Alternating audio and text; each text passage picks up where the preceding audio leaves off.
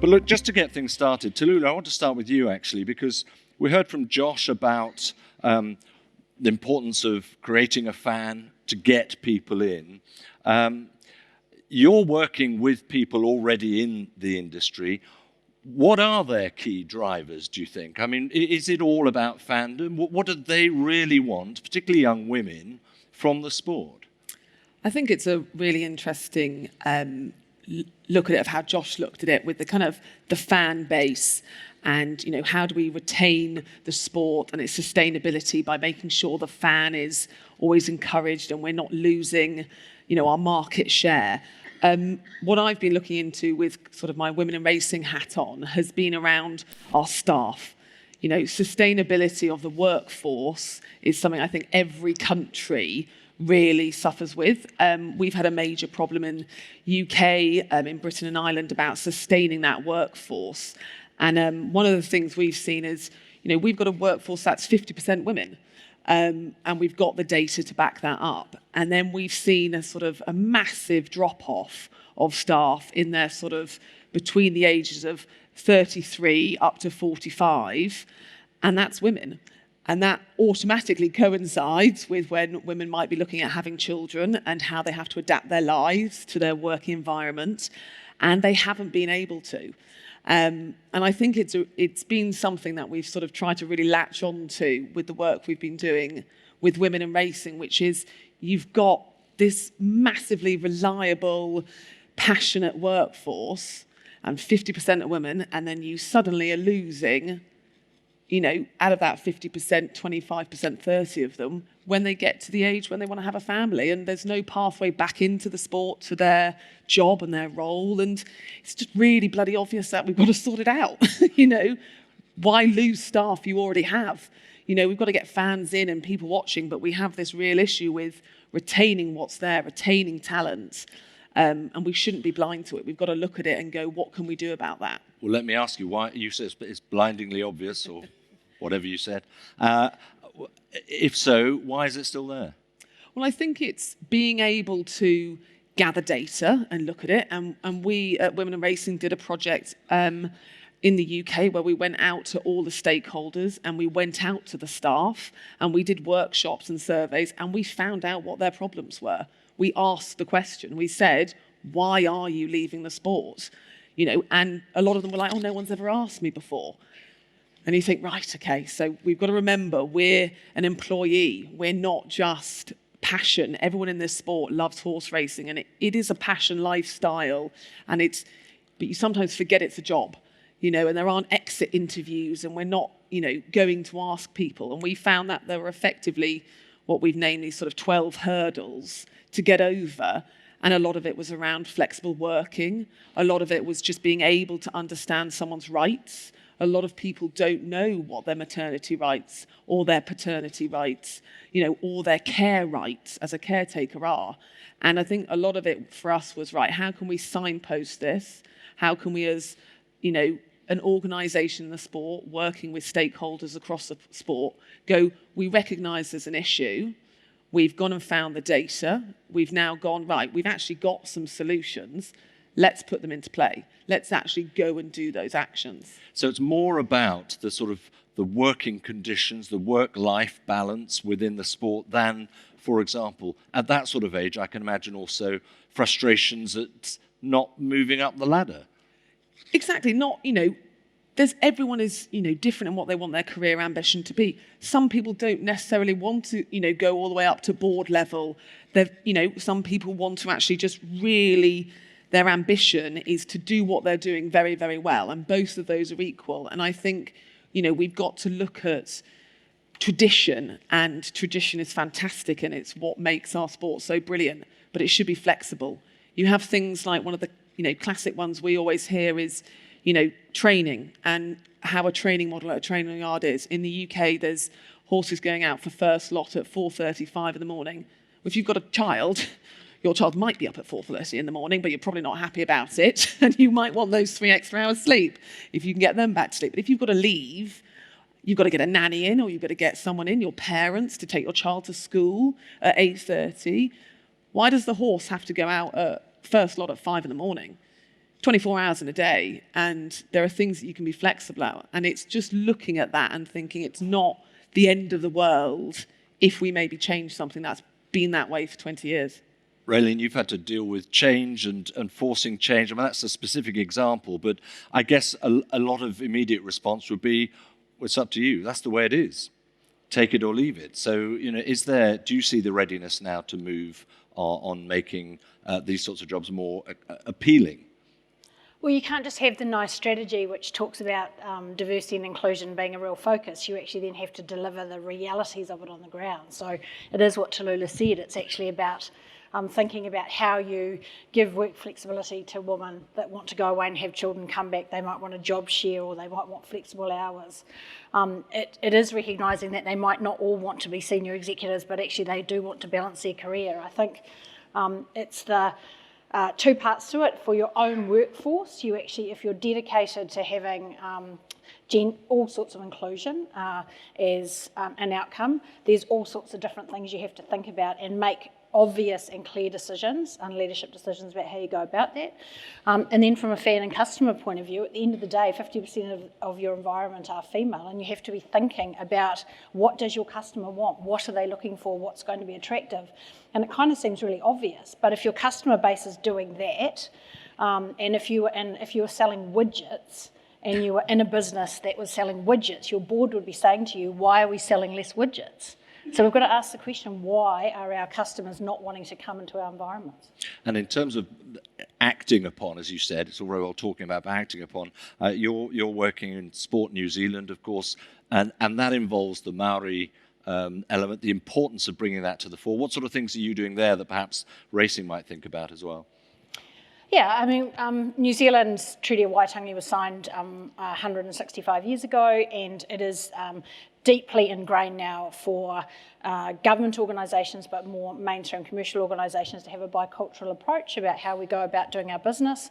I can only speak proudly about how it's enhancing New Zealand as a country. The fact that we have looked the issue in the face, we have made some clear strategic decisions to speak more Māori in our communications, or our newsreaders, our street names, the way we are integrated, but it's not just about that, it's the essence of it and the way that you go about doing business. And it's about making those people feel comfortable, because they don't feel comfortable coming into a white boardroom where everyone's got suits and ties on. That's not an environment necessarily that some females don't feel comfortable about, but certainly Māori don't necessarily. So environment is really important. The fact that they have a voice in a way, they want it when they need it. Those are the environments that you have to look at yourself and think, am I creating an environment that's welcome for those people? I have to say, this is the sort of diverse panel, actually. I'm just looking along the line. We're getting there in terms of the panel. We've even got a pale male on the end there with a shirt and tie on, Neil. Can I ask you, though, with your experience, within business, but then looking at within racing, what is holding racing back? Well, it's interesting. This week we've heard about the focus on the customer, and we've been hearing about all of the different new ideas and new thinking to attract the next generation of customer to our sport. It's interesting, and I see it across other organisations, that this intense work on focusing on the next generation of the customer, if you peel it back, they're the same people that are actually going to be your future employees. That the amount of work that's spent on the customer versus the employee is very different, but in fact a lot of it is the same. If you work for a hospital, you have a patient. If you have the same person could be a patient, the same person could be a student, the same person could be a citizen in a government situation, and they can be a race goer or a fan of racing. But all of that single person who can be all of those different things is also an employee for an organisation, or many organisations. And as time goes on, that younger generation is going to grow, and the characteristics that we're trying to attract from a customer point of view are actually the same as an employee, the things that we need to think about from employing people. And I would suggest that there are 5 things that we need to think about, and these apply to industry, but they apply very much to racing, and a number of them we're well behind, and we need to really get our act together to get ourselves to a level where we're an attractive proposition for people, highly skilled people, young people, and people that can make a difference to our sport. The first one is the point I've just made, is that you need to think about the work that you're doing on attracting a customer. The same work needs to be applied to attracting the next generation of your employees. The next one is, are you clear about the game plan? Racing's a very fragmented industry within our particular areas of operation. Some of us have plans, some of us don't. Very important, to Kate's point, that we have a clear direction of where we're going and what we're actually trying to achieve. I'd also make the point that imagine that if that was tied together better across the industry, and we had a view of the macro view of the industry as an objective and as a plan, and how much that would mean to someone thinking about what it meant to their career. The third thing is about thinking and shifting from an inside-out view to an outside-in view. We sit in a room, we sit in meetings, we sit in discussions, and we assume what our employees want. We assume what our customers want. We think we've made good progress with our customers, and thinking we need to ask them and come outside in, but we don't do it very often with employees. In fact, we think that we understand what they want. I will guarantee you what you think they want and what they actually want and what's important to them, particularly in this next generation about connectedness and digital engagement and understanding diversity and being across the things that are current and the things we've heard from Josh today. They will be front and centre, and you look back to what's your plan to employ these people, you'll be well out in some areas. The fourth thing is to think about horizontal versus vertical. And what I mean by that is we tend to hire in the racing industry only if you're a racing person. That's vertical, that's the industry. Horizontal is, are you the best data scientist, data analyst in this country? And know nothing about racing, but we want you as well. The more that we can prioritise horizontal capability to come into our sport, to mix with the people that are experts in our industry, the better off we'll be from a diversity point of view in terms of thinking, and the better off we'll be in terms of building a brand around our sport that is attractive, not just to industry players and industry people who talk to each other about stuff they already know. We need people to challenge that, and we're seeing that now with the intense focus on data and what's happening around that area, and the amount of work that's going on around horse data and attendance data and customer data. We also need to do that around a number of areas as well. The fifth one is thinking about the organisation from a project versus structure point of view. In a racing industry, we have a lot of events, we have a lot of projects, but we still organise ourselves in hierarchies and think about the hierarchy of the organisation. We should be building teams and squads and areas of of our organisations and connect them with other parts of the organisations in the racing industry and outside the racing industry. So there's a real opportunity. I guess if you add all that up, it might sound negative, but it's not negative. To us, it's very positive in terms of opportunity, because we're doing pretty well without those things fixed. Imagine if we could change that. It's interesting what you said about inside out to outside in, because Josh, I wonder what you think of that when you haven't got employees in and you haven't got fans in from some of the communities and groups that you want to see. Yeah, it's an interesting one. Two points taking up from Neil there. First off is bonus structure. Now, if we want people to care over a longer period of time, we've got to change bonus structures. I'd say 99.9% of commercial people, maybe in this room and across our sport, are bonus incentivised over the next 12 months P&L of their organisation. And we're trying to get people to look further afield in the next 10 years, next 20 years of what our industry is going to look like. There's that great phrase of, God bless the person that plants a tree under whose shade they shall never sit. And that's what we're asking you to do, is to look further afield than perhaps, and COVID made a real problem of this, because obviously we all struggled through COVID in terms of we've got to build back that revenue, but we need to look further. And I met a great guy the other day. He'd just come from Nationwide, which is a building society in the UK. And I said, what's your bonus structure? And he said, my bonus structure is 30% staff satisfaction, 30% customer satisfaction. P&L was 10%. These are the new targets that we've got to hit moving forward. And the second element in taking some of Neil's comments forward are entry-level jobs. Are we structured to take on apprenticeships? And most people, excuse me, that I meet in horse racing, on the administrative and commercial side, they love their job, but they didn't go through university wanting to be in that position. We've got to become that option going through, I want to go and do this into horse racing. They find it sort of at a later date. And the reason being is there aren't those entry-level jobs in there. They're 16, 18, 21 to come in. So we've launched a new apprenticeship just in the UK, a racing business apprenticeship. And you get to try all sorts of different parts of the industry, and then you can decide which part you go into. So make it ease of access, be it gender, be it diversity, wherever it is, we've just got to make sure that those pathways coming in, that we do become that option. Thank you very much for that. Yes, sir. Yes? It's a really interesting point because I think, people running businesses and, I go back to train example, or it could be, someone running a marketing firm, and they're doing it as a passion. They're not necessarily thinking they're wearing the cap of an MD because they might only employ 4 or 5 people or 10 people, especially trainers at yards. They've got all the horses they're responsible for, but they're also responsible for people. And trying to put in that career structure and those entry-level jobs, I think is something that often they sort of bulk away at, that it's not very easy to do. But we've got some great examples in the UK where, Mark Johnson's put it in, Roger Varian, another trainer put it in, where you've got a smaller team, you do a sort of a cluster. So you've got 3 people, and one of those people is in charge of 2 others. They're all at the same level, but you're giving people responsibility so that they feel like they're progressing. It's quite hard in the kind of environment of, a stable or at a stud to build in ladders, as if you were to go up the corporate ladder, because we're not a corporate industry necessarily in all areas. So there's small tweaks that I would challenge everyone to look at of making someone feel who's an employee like they've got responsibility and they're driving the company forward.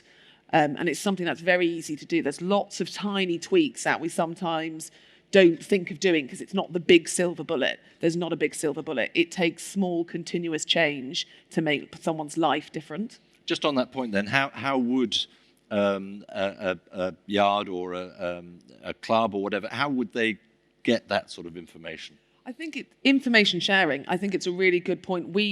One of the things we did with Racing Home Project, which is our project on women, we've created an online portal where we've got case studies. So sharing it out, sharing what's going on. The BHA are about to launch a people's board, which is, a dedicated resource to help the people in the industry. And a lot of that is going to have case study sharing of who's doing what best practice well. And I think, globally, there'll be solutions all over the place that no one knows about. And it's probably a challenge to us through, the Asian Racing Federation. Over in Europe, the IFHA, we've got to share what we're good at. We look at ourselves and we're very negative, and someone will have a solution. We just probably haven't asked them. Okay, thank you for that. I'm going to turn to our JRA representative as well for a moment, Kanako Ueda. As I said, it's a video interview, but this was the first question put to her. What does the JRA see as the major challenges to supporting the workforce of tomorrow, and how can those challenges be addressed? This was her response. Last year, the number of births in Japan was expected to fall below 800,000, whereas in the early 1970s, it was over 2 million. Japan has one of the lowest birth rates and aging populations in the world. To secure a future workforce is a serious issue not only for JRA, but for all industries. The pandemic has changed the way people work. Many people are now willing to work at home remotely. We need to take seriously our commitment to improving the quality of life for our employees.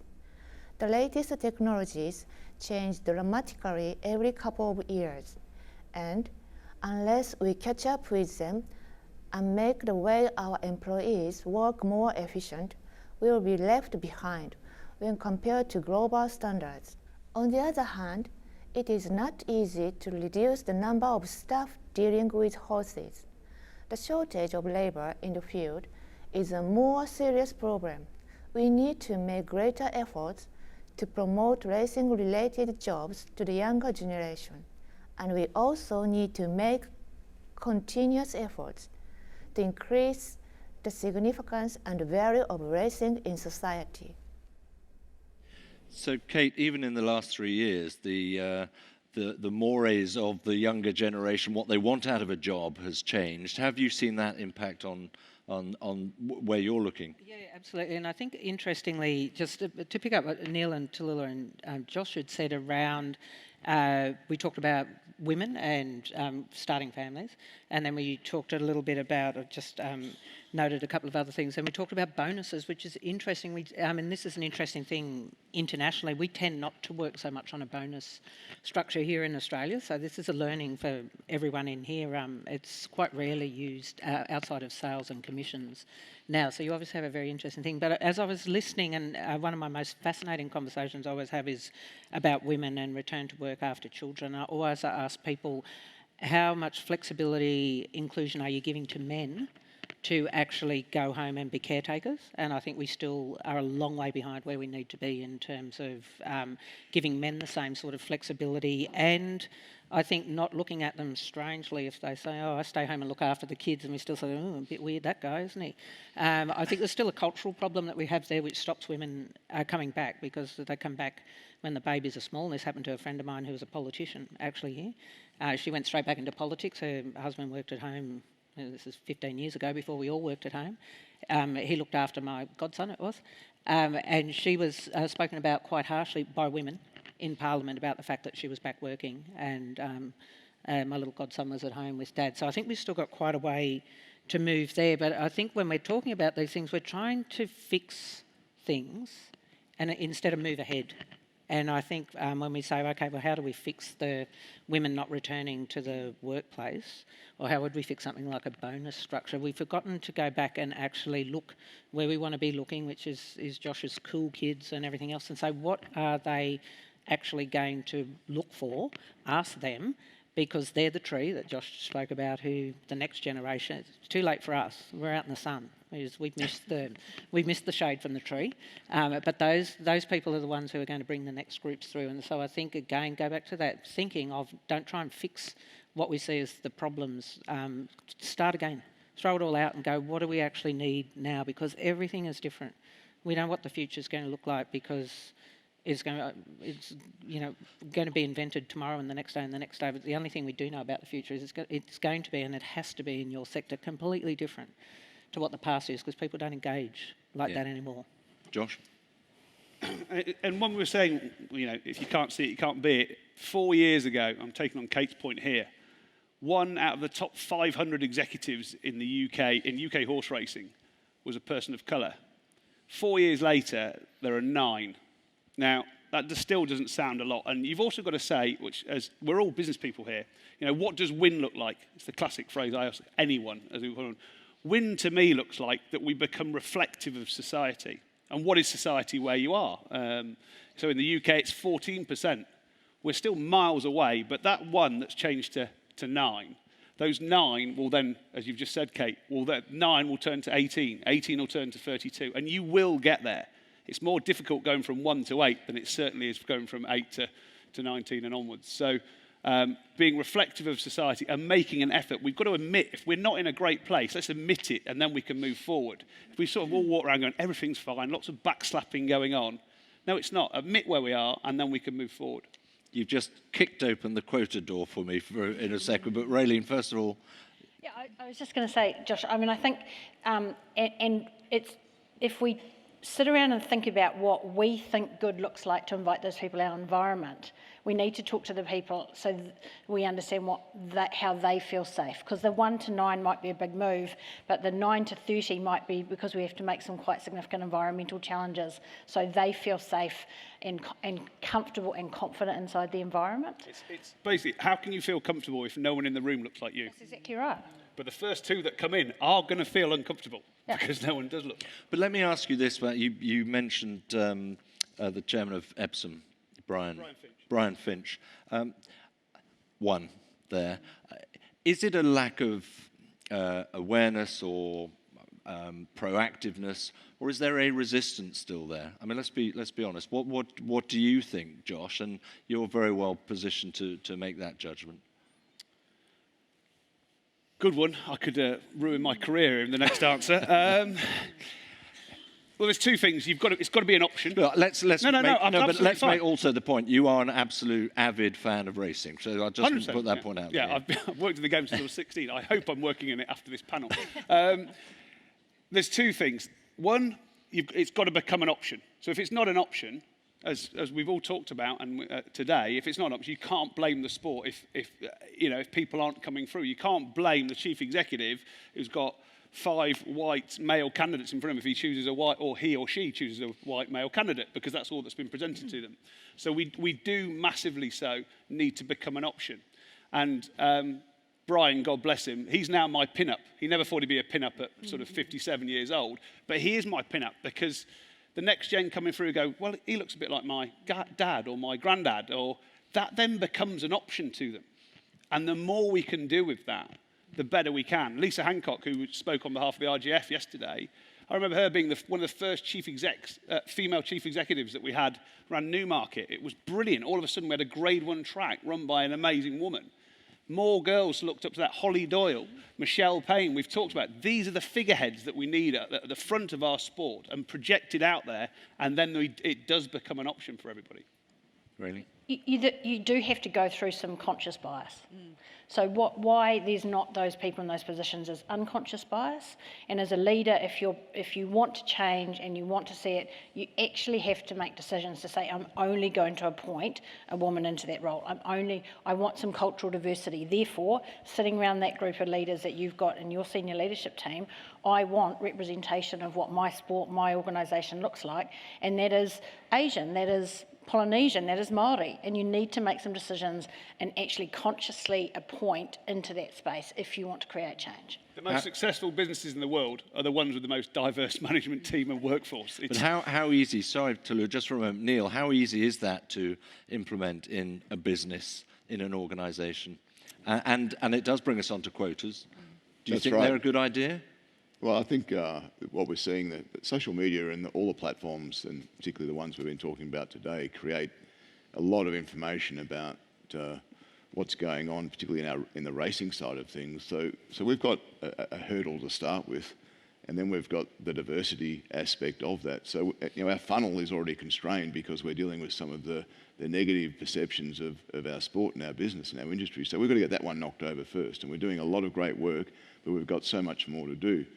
I think the opportunity we have is to actually leapfrog with the learnings of other organisations and other industries that have worked through exactly what we're talking about here and what great looks like from a diversity point of view, but leapfrog as we're changing the welfare and the gambling and the other issues by spending less time defending and apologising for them and using that time to drive the agenda of how great our sport is and what the brand of our sport is, and actually attracting people that are representing a diverse workforce. So we can bring those two things together and really position the sport very differently and take the sport to a position where it'll be like Google, they'll be queuing up to be part of it. And that's what we've got to do. And I think we have a massive opportunity to blend those two things together. Tallulah. I think the quota question's really interesting, and everyone will have a different opinion on it. And my personal opinion is you don't need it. There are ways to achieve the same result. Josh just touched on it there with, the best companies in the world making the most money have people who are making decisions that are diverse and inclusive making those decisions. It's not, a fluffy sentence, it's scientific fact. There's so much research out there that you have, a mixed view coming up with a decision, it's going to be more successful. And if you, but you've got to get there, haven't you? You do, but I think you can actually, if you're sitting around a table in a room and you stop before your meeting for 5 minutes and you look around the room and you think, right, something's wrong here. We're all men, or we're all women in this room, or we're all over the age of 50. Go out into your office and bring someone in to just sit in there and listen, potentially comment, be a learning sponge. You're going to develop your staff by doing that. And, someone might say, oh, well, there's sensitive stuff in the meetings. Not all the meetings. There'll be meetings going on every single day where people could just stop, look around the room and be, actually, I'm going to bring in one of my team because they're 22 and they're male, or, they're from an LGBT background, or, they're from an ethnic background. I'm just going to get them and they can sit in the room, and actually they might not have the confidence because it's an environmental thing. It might be quite nerve-wracking, but afterwards you can go to them and say, how did you experience that meeting? Do you have something you want to feedback that I can take back? And then you're pulling people up with you, you're encouraging your staff to participate in your company and make decisions. And that's something we can all do straight away. That's a real mind opener, isn't it? Neil? One of the things that we don't use enough is the assets we have around diversity. Forever, males and females have competed on the same basis in terms of jockeys and trainers and owners. They've competed on the same basis. There's not another sport that can talk with the history that we've had on that basis and the success that we've seen from a gender diversity perspective. We operate racing right around the world. We've got people, young people starting very young in the industry, and we've got people right to the end of their careers in the industry. So if you look at the diversity aspects of our industry, we can celebrate that and we can harness that into this story. We've got evidence that we're doing a lot of the things that other organisations are trying to do. So bundle that with our move to leapfrog over these issues and investing in our brand. There's a massive opportunity. Okay, I'm going to turn to Kanako Ueda again, head of the Management Planning Division at the JRA. And this is another question put to her. We heard about some of the ideas Josh was pointing out there, but Japan's been organising the ARF Talent Exchange Programme for a number of years. It's helped to support talent development in Japan and in other ARF member representatives. And the question was, what are the key learnings from the development of and the implementation of that plan? Since 1966, Japan has been actively accepting trainees from ARF member countries with the aim of contributing to the racing in Asia through international goodwill, mutual cooperation, and exchange of information and ideas. In 1993, we also established the ARF Specialized Training Program, which provides education in more advanced and specialized areas such as steering, track management, stud book registration, and handicapping. This has enhanced and promoted the improvement of various skills in ARF member countries. Similar to the significance of Asian Racing Conference, I think through the proactive exchange of information among members, we have been able to contribute not only to international mutual cooperation, but also to the development of racing operations in each country. At the same time, these projects also served as an opportunity to promote the Japanese racing industry itself. The lesson we have learned through these is horse racing is an asset that should be shared throughout the world, despite the differences among cultural and legal systems by regions and countries. I think our racing industry will require more mutual cooperation for the future, including through the expansion of international races. Neil, there's a bit of the macro game plan that you were referring to in one of your 5 points coming out in that, isn't there? I think it feels like there is that concerted effort and an opportunity to diversify. And maybe this is the opportunity for picking up one thing that we can focus on together around this diversity positioning and what the future skill sets are for our sport. But they've got to be linked to what the future of our sport is and how we're going to enable it. And I think what we've heard this week is that there are so many areas for opportunity, but there are so many areas of risk as well. So it's not, if we did that in a way where we're working together more, we'd probably manage that differently. But there's a lot of competition between what we do as well. And it's an ecosystem, as we've heard this week, that is multifaceted, whether you're talking about it being an event or being a racing activity, or we're right to the horse and the surround of the horse. There's many aspects to our industry, and I think sometimes we get cluttered with that. And if we can pull some parts apart and actually unpack that to some things that are probably a little further away from the customer and less competitive, we might make some progress. Can I just move on to, and it's picking up on points that Josh and Kate have both made. You talked, first word, fan. Make a fan of youngsters, or to get them interested in the sport, whether it is to remain a fan or to come into the industry itself. Kate, you reflected on women's perceptions of issues like gambling and equine welfare. I mean, it's difficult balance to make, isn't it? And also with the fan, with the youngsters, Josh, they're in the same boat, aren't they? They have the same perspective on certainly welfare. Well, we don't know until we ask them. Is my question. Well, I think we've got to go. There is that there, which I talked about, the educational side of welfare, but our sport is funded by gaming, but we can step away for the love of the horse and becoming the fan. I'm going to make you a fan. It's not about having a bet, because I'm making you a fan when you're 12 or 13 years old, when I want to either get you to the races or become a digital fan. Now, this is the other side of it. We've talked about, Gary was amazing in how we live in a new metaverse, sandbox, or whatever it is, moving forward. But how do we become a digital fan of our sport? So my son, he's an F1 fan. He's not been to an F1 race, but he engages with that product and that sport on a daily basis through various different mediums, be it social media, be it websites, be it apps. He's a digital fan. You can't become a teenage digital fan of our sport, and we need to be. We can't wait until they're 18 that they can buy a ticket or place a bet. We need an engagement, a fan site for our sport, and it can be a global one as well.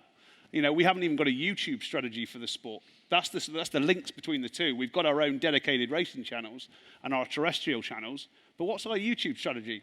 My kids don't watch terrestrial television. They interact with it in a completely different way. So if we've got people in the room, as these amazing women on the stage have told me today, and Neil, you've got to make sure that you've got the right people in the room making those decisions. Because if they're all my age and above, we're all going to say we watch, terrestrial television. We don't. We need to be speaking to them and understanding. I get that, but I suppose I'm talking as much about the ethos of the sport as well, not just the strategy around bringing in youngsters.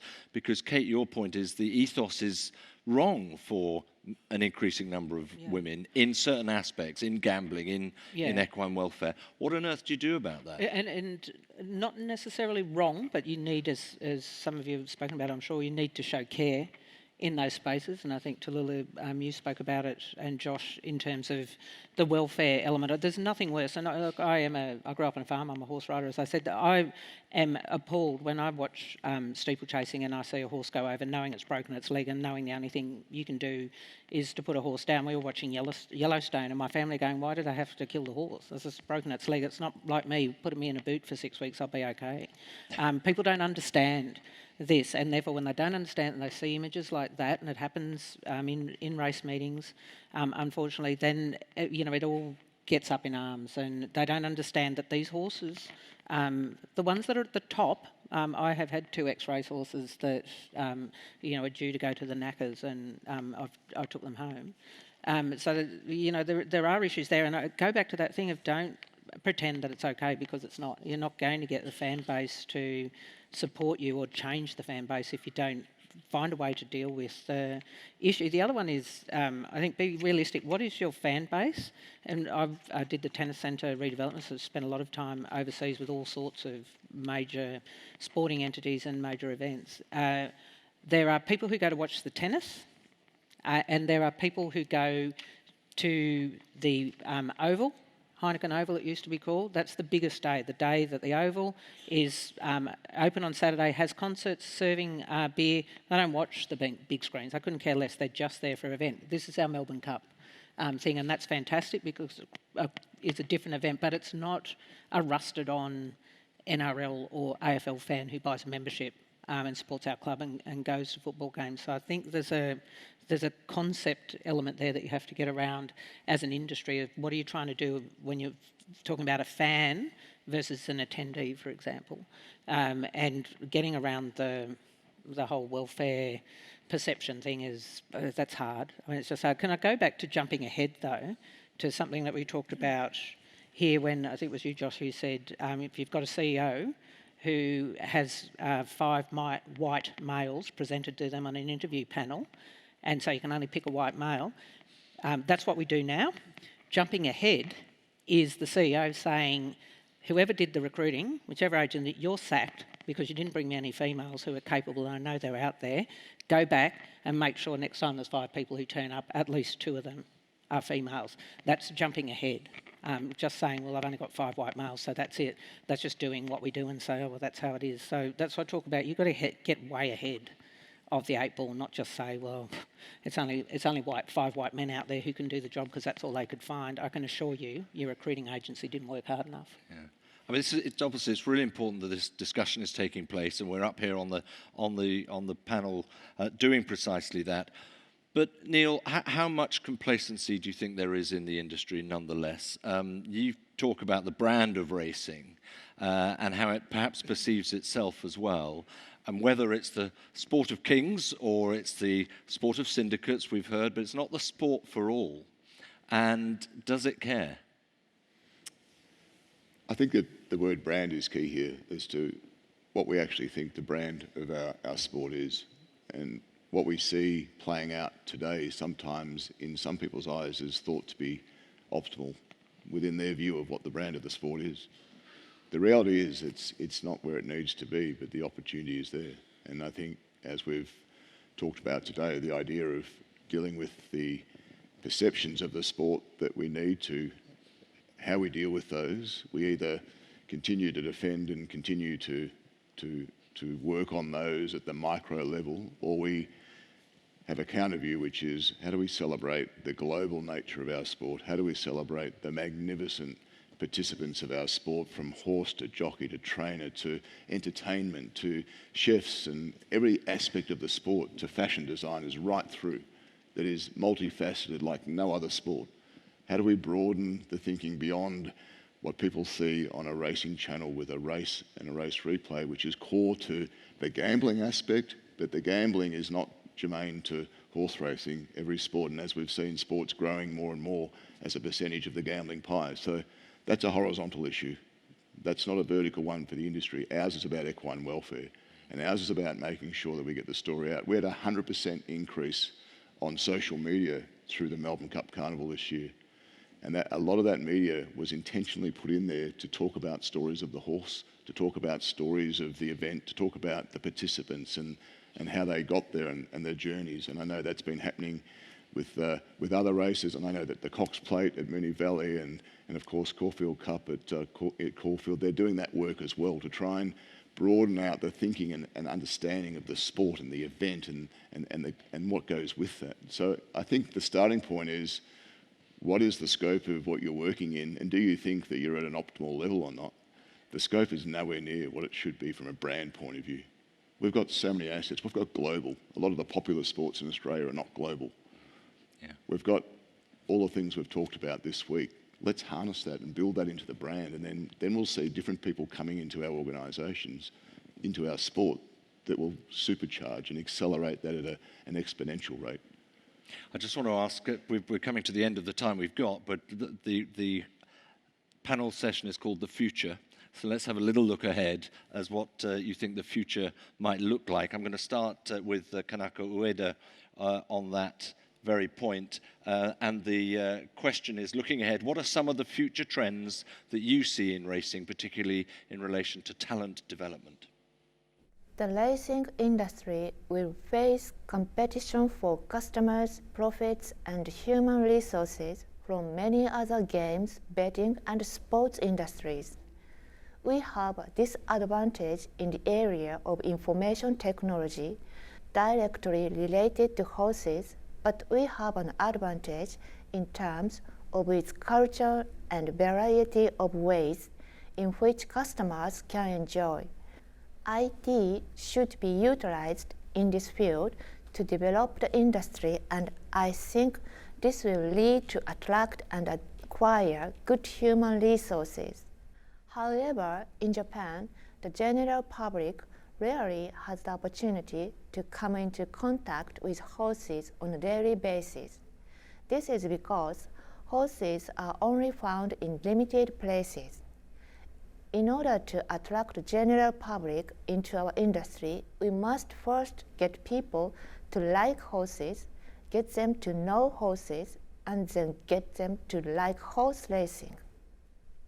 In addition, we need to consider how we can promote the attractiveness of the racing industry to the younger generation. This younger generation are highly engaged with recent information technology changes and are more short-term focused, more inclined to avoid hard work, and more likely to get bored.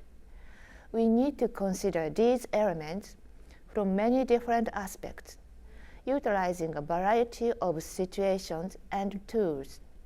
The future will require talented individuals who can generate ideas that are completely different from the past. The development of the racing industry and the securing of talented human resources are two sides of the same coin. I think by developing employees who are strong in the digital fields, increasing labor productivity, and improving customer service, the industry itself will become more attractive, which will, in turn, lead to securing talented human resources for the next generation. There we are. There's a list of opportunities there. I'm going to run right down the line. Kate, I'll start with you. When we had a chat before this session, you said you were perceived 10% on your governance, 90% on the fact that you're a woman doing it. What's your view for the future, perhaps not just for racing, but for the sport in general, and how much that will change? I guess you must be an optimist. Yeah, absolutely. I mean, we're getting there. But people always talk, oh, we've got no women. I was like, well, I've met actually the first female who graduated from a master's course at Melbourne University, and she's not that old. So when you consider that women have only really been considered to be in the workforce proper for 50, 60 years, we're coming enormously quickly. But for the future of sport, the future of your sector in particular, I don't know. I don't work in your sport. I've got enough to do in AFL and in my organisation, of which I'm CEO, to change them and get them ahead of the curve. But I'll tell you two things for sure. One, it'll be different because, as Neil said, in working at the highest level here in Australia, it's not where it needs to be. So if it's not where it needs to be, it has to be different in the future. And the second thing is it is going to be uncomfortable for a period of time, and change is always uncomfortable, whether it's uncomfortable for an organisation that goes through that process of actually saying we might need a quota because we're not where we need to be in terms of genuinely buying into diversity, so that has to be forced on it. We have only got 5 white men in the interview panel, so back you go, recruiting agency, and find us some more. There's things that we can do. There's a discomfort in doing that because it's not what we're used to. But as I said, if you're the first, whatever it is, the first female president, the first NRL CEO, which is a much harder, I think, role, if you're the first anything, if you're one of 2 or 3 or 4, part of your job is just to cop the discomfort, be prepared for the discomfort and go, I know it's going to be uncomfortable, but for Peggy O'Neill, who was our first AFL president, it was very uncomfortable. It wasn't as bad for me. It's not as bad for Sonia and Kylie, who are coming through now. So discomfort comes with change, but if you don't change, you're just not going to be relevant in the next 10, 15, 20 years. So, Raylene, is it about keep ruffling the feathers? I mean, is that... Well, I think that's part of it, but I think you do need leaders that are genuinely committed to the change process. So they do need to believe in diversity, they do need to believe in youth, they do need to believe in those things. What we know about Gen Z is that they are much more accepting generally across the board of diverse cultures, diversity, ethnic diversity, LGBTIQ. So it's just very normal for them. So they want to be able to look and see that the organisations they're stepping into, those very same things will be accepted, and they'll be comfortable, and they won't have to hide who they are or not be honest and open about those challenges. So that's the challenge that we face, but it does need the leaders to make the difficult challenges. And Kate's point about the 5 white men, I absolutely agree. Like, you just send them back and say that's not acceptable. Those are the types of leadership decisions, and it will ruffle some feathers, and it will make people feel uncomfortable. But the reality is, unless the leaders are prepared to make those decisions because they're genuinely committed to see change happen, it won't happen. The other thing you do genuinely have, Neil, as you said, is you have an international industry where if you're in racing, you can work all over the world. And that is something that should not be underestimated. As an attractive industry to get into for a young person, that means I can travel, I can take my skills and expertise and work all over the world. That's something that you guys should hang on to, because it's incredibly strong opportunity for young people coming into this environment. Thank you for that. Josh, you have implemented change in the UK. You've had to cajole and persuade and push and prod and use evidence. Do you think that the message is is there now, or I mean, I'm not suggesting it's going to be done and it's a done deal, but is the message getting through? It is, and what these amazing women have alluded to, you have to take bullets along the way, and that's what people don't see. The bullets, the social media abuse, because people hate change. They're quite happy. They don't want to change. Unfortunately, we need to. If we're to survive, we've got to change. 4 years ago, there were lots of uncomfortable people within horse racing when I started to bring this up and saying we needed to become far more reflective of society. The next stage of it is they pat you on the back and go, well done, keep going, and it's just you. Now, I feel there's a lot more proactiveness about it, and they're going, how can we help? They've seen it. I think the media's had a lot of sway on that, and they've made sure that it's stayed relevant within the conversation. I was nervous that it was dying away and off, but it was a trendy thing on board agendas for a while, and then it died away. We've got to keep that momentum going. So you've never seen something trickle up. You see things trickle down. So I think leadership is the way forward. We've got to change and diversify the leadership, and it will then trickle down. Tallulah, you laid out very articulately that challenge for the 30-something woman in racing. Is it changing yet? Have you seen change there? I am. It's beginning to, and it's breaking that conversation taboo about having that conversation and trying things. And I think you ask kind of what do you see in the future? I think it is very positive for the sport. We've touched on it. We're a global sport. We shouldn't be afraid to try things. It's very hard in this world. We're going to make mistakes. We're going to get things wrong. But unless you just try to make a change, nothing will change. Like looking into the future, like Kate says, we should try new things, try and do it. And I think if we keep going down that pathway, change will happen, and then the future becomes very positive for us. And Neil, it's a question actually I got from the audience, and it sort of seems appropriate. What is the role of the pale, stale male in this environment in terms of imposing change, introducing change? Certainly not to apply for a job in front of Kate. But, Mixed panel, that's fine. Audience question. Well, I think that we've talked about diversity, and diversity covers a range of things, and there's very much still a role for the pale, stale male, and they just bring different perspectives. What we're missing is the other side of those conversations, but you still need to have that conversation in the field of thinking about the future, because there's a lot of tradition, a lot of past that's been something that we've led the charge with as an industry, and we should be very proud of, and the history and lineage of that through to the future is really important. I think that the scope of our industry and the brand that goes with that, informed by how we listen and engage with the next generation of both our fans and our employees, who sometimes are the same person going through that change, is going to be where we win or lose on this. Neil, thank you very much. Indeed, to all our panellists, a very big thank you for your contributions this afternoon. The panel, ladies and gentlemen, thank you.